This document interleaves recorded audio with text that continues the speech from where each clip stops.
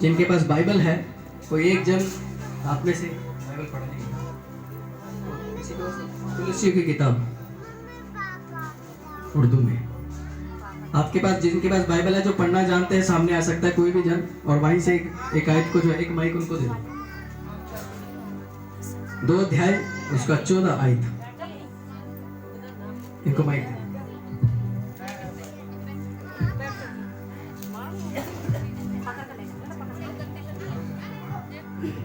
और विधियों का वह लेख, सुने ध्यान से, आपसे मैं सवाल पूछूंगा। और विधियों का वह लेख जो हमारे नाम पर और हमारे विरोध में था मिटा डाला और उसे क्रूस पर कीलों से चढ़कर सामने से हटा दिया है। आमीन, हालेलुया। विधियों का वो लेख, आपकी जिंदगी के अंदर एक ऐसा लेख लिख दिया गया, ऐसा आपके नाम के ऊपर और आपके विरोध में, कैसा? आपके नाम पे बोलो, और आपके विरोध में एक ऐसा लेख शैतान ने लिख दिया जो क्या उसके बारे में लिखा है, आप पढ़िए, दोबारा से पढ़िए। और विधियों का वह लेख, विधियों का, अरे बोलिए सारे पीछे, विधियों का वह लेख जो हमारे नाम पर और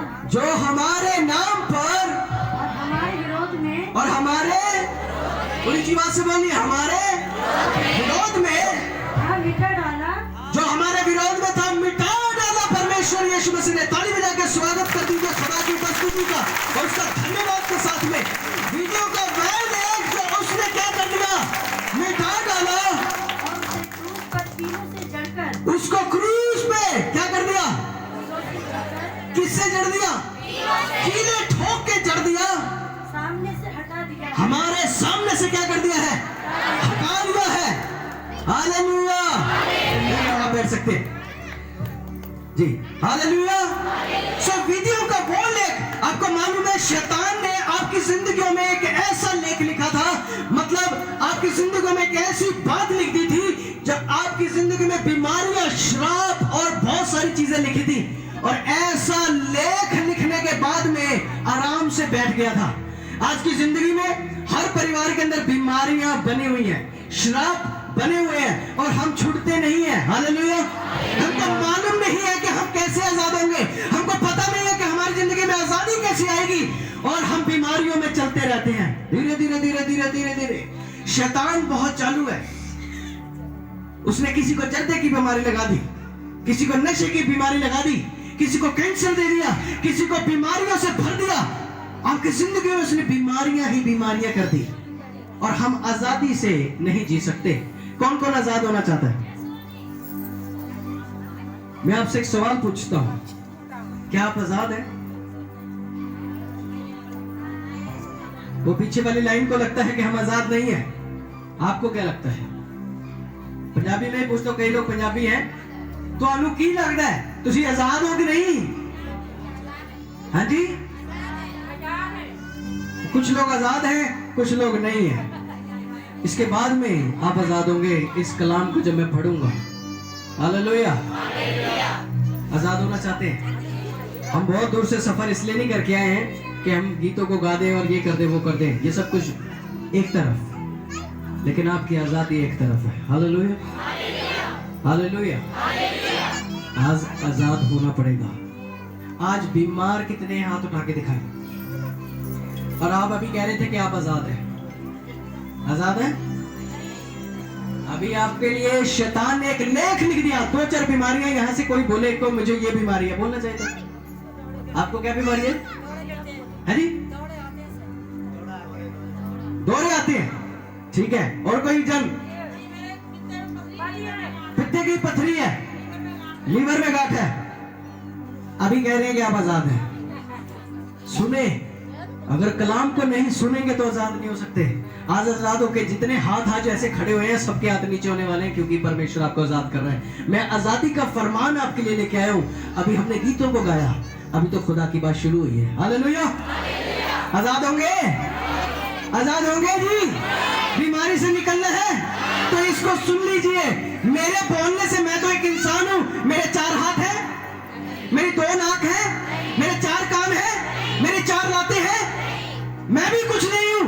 ये खुदा का फजल है जो यहां पर पहुंच चुका है। हालेलुया।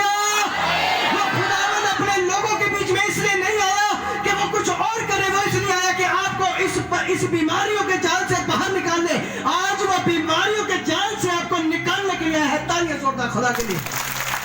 वो बीमारियां, वो श्राप, वो बंधन, वो ऐसी बातें जो आपके जीवन में खुल चुकी थी, कोई निकाल नहीं पा रहा है और वो निकलने जाएंगी। मैं ऐसे ही किसी एक व्यक्ति के बारे में बोलता हूँ। इस ज्यादा पुरानी बात नहीं, इस हफ्ते के पहले एक व्यक्ति थे हमारे पड़ोसी। पड़ोसी समझते हैं ना, पंजाबी में गवांडी कहते हैं ऐसी। तो पड़ोसी, एक ऐसे पड़ोसी जो प्रभु को नहीं जानते थे और उसको हार्ट अटैक हो जाता था। सुनते, पता है किसी को हार्ट अटैक क्या होता है? हार्ट अटैक पड़ता था। उस व्यक्ति को हार्ट अटैक पड़ा और उसको 4 हॉस्पिटल लेके गए। एक ने जवाब दे दिया, बोला कि ठीक नहीं। दूसरे को जवाब दे दिया। यहाँ पर कुछ लोग हैं जिनसे मेरी बातचीत होती थी तो मैं उनको बता रहा था उसी कुछ पलों में। तीसरे हॉस्पिटल गए, डॉक्टर बोले कि ये नहीं, हम नहीं एडमिट कर सकते। चौथे हॉस्पिटल ले गए, बोले कि हम एडमिट नहीं कर सकते हैं।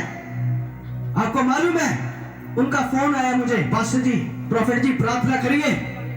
मैंने बोला किस बात के लिए? बोले कि हार्ट अटैक पड़ गया है, हॉस्पिटल हमें भर्ती नहीं कर रहे हैं। सुन रहे हैं? हो सकता है आपके जीवन में भी ऐसे कुछ हो रहा हो, लेकिन अब जवाब मिल रहा है आपको। उस हॉस्पिटल के अंदर उन्होंने दुआ करवाई। मैंने कहा प्रभु इन पे दया कर। चलो जी, प्रभु ने सुन ली और उनको हॉस्पिटल में, 5वें हॉस्पिटल में जगह मिली, उनको रख लिया। 5वें हॉस्पिटल में रखने के बाद में एक बात बोल दी गई। आपको मालूम है क्या बोला उनको? बोला कि 90% बंदा खत्म हो चुका है। क्या 90% बंदा खत्म हो जाए वो बच सकता है? बोले कि 10% इसलिए बचा हुआ है क्योंकि ऑक्सीजन मास्क उसके मुंह पे लगा दिया, वो सांस ले रहा है। कौन सी सांस है ये? नकली सांस। कौन सी सांस? नकली सांस। और ये नकली सांस ले रहा है। उनका फोन आया, उसकी बेटी का रोते रोते, बहुत रो रही थी। बोले कैसे करके बात है भैया, पापा को बचा लो।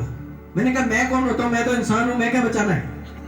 और हमारी होंद कुछ नहीं है। इंसान की इतनी सी उम्र है कि वो अगर खुदा सांस ले ले तो वो खत्म है। हालेलुया। उसको 5वें हॉस्पिटल ने रखा, मरा करार कर दिया, 90% बंदा खत्म है। हमारे चर्च में जब हम लोगों को पता लगा, हमने दुआ शुरू करी, सबने मिलके, प्रभु उसकी जिंदगी में काम करे। कभी कभी हम निराश हो जाते हैं। भैया ने आप लोगों के लिए प्रार्थना करी है ना, हम कई बार ऐसे हो जाता है, वो दुआ कर दी, अभी ठीक नहीं हुए। तो सुन लीजिए ये बात को भी, उन्होंने दुआ करी, उसके बाद में आपका भी काम बनता है कि आप अपनी दुआ खुद भी करें। हालेलुया। उन्होंने अपना फर्ज निभा दिया, अभी आपकी फर्ज की बारी आती है कि आप भी देखें कि मेरी क्या जिम्मेदारी बनती है। तो ऐसे हमने दुआ करी, डॉक्टर फिर से आए। अभी क्या बोलना चाहिए था? हमने तो दुआ कर दी। अभी क्या बोलना चाहिए था कि ठीक हो गए, लेकिन ऐसा कुछ नहीं हुआ। ऐसा मैंने दुआ करी, दुआ हुई, डॉक्टर अभी भी क्या बोलते हैं, बंदा जिंदा नहीं रहेगा, घर जाके सेवा करो इसकी। क्या करो? पैसे खर्चने का कोई फायदा नहीं है, इसको ले जाओ। उस लड़की का फिर से कॉल आया, भैया पापा चले जाएंगे, मर जाएंगे, प्लीज हमें बचा लिया। आंसू बह रहे हैं उस लड़की के। रात के 2 बजे हुए, रात के 2 बजे थे।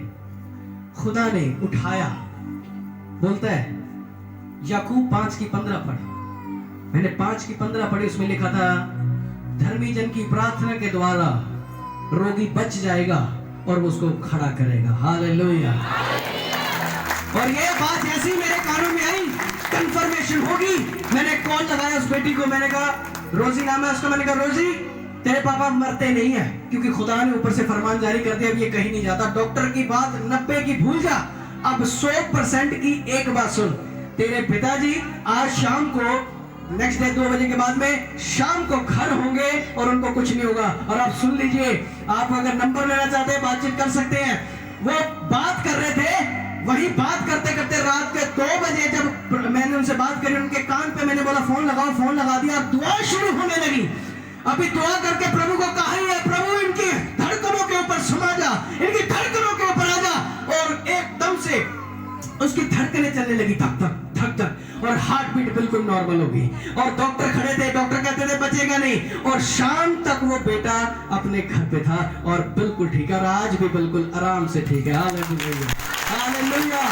तो आपका परमेश्वर जिसके पास आप बैठे हैं, वो कोई ऐरा गैरा परमेश्वर परमेश्वर नहीं है। आज जिन लोगों ने हाथ उठाए हैं, आपके लिए खुशखबरी की बात है। अभी बहन ने एक वचन को पढ़ा, ये मेरी बात नहीं है, किसी इंसान की बात नहीं है, ये स्वयं खुदावंद यीशु मसीह और पिता परमेश्वर की बात है जो आपसे बातचीत करता है। हालेलुया। अभी तो ट्रेलर शुरू है, अभी दुष्ट के काम कैसे भागेंगे आप लोग देखने वाले हैं। हालेलुया।